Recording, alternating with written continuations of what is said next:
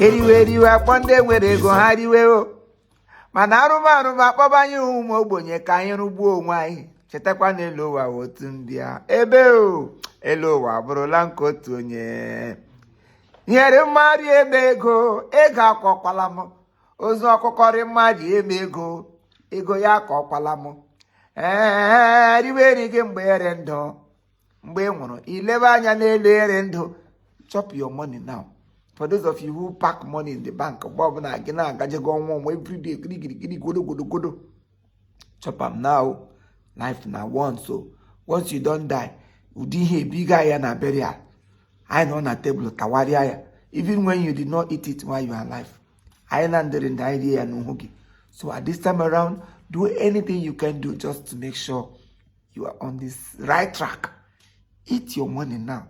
Ọbụrụ ọkụkọ ọgụrụ gị zụrụ ọkụkọ salad gị zụrụ salad ịṅụ nkwụ agụ zụrụ ihe ọbụla isi gị ga-ebuli eat or while you are eating remember there is God in heaven. Mba, chop your money once n'ego onye ọzọ. Mba, chop your money when you are n'ego onye ọzọ. N'ego onye ọzọ. N'ego onye ọzọ. Jere ma dobiri aka ya. A ga-adobiri ndụ gị.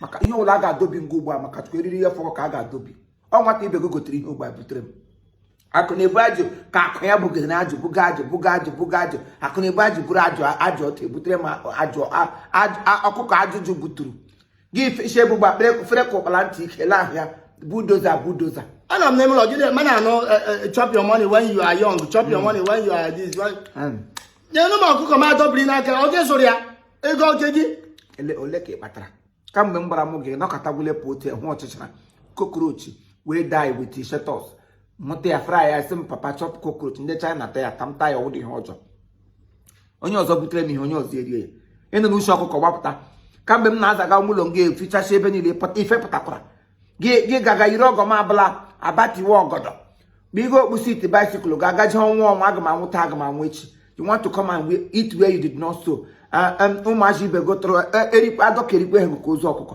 maka Chineke gị kpọ ọkụkọ na aka ma ejiri ma were ose gbaga anya gbaga na ntanta gị rise ahụ again gị kpọ ma rise compatriot ị ga-agba mose na ntanta maka anụ ọkụkọ nye m efe m eme enjoy ugbu a mere ndụ biko maka anụ ọkụkọ sifu kike ji mama mose na ntanta m Oluwa bụ ama bụgasị n'anya o ama bụgasị n'anya ụlọ ihe na-eri elu gba ịdị mino nwoke mpọ ịdị no ndụ otu ọ gaji gị ka aga m ebugharị mana ka gbakwa ụka ewe ọkụkọ ka otu isi doro mpa asago ga-akpọchite ancestor gị doro ya ewe onwe gị oge ọkụkọ na iwe akwụna iwu haịlọtọ ụmụ ọzọ ibe gị ọkụkọ eme ha makpuru ke gị ruo oge ote ka onye nọ n'ime unu ebe Isokwa kwadobe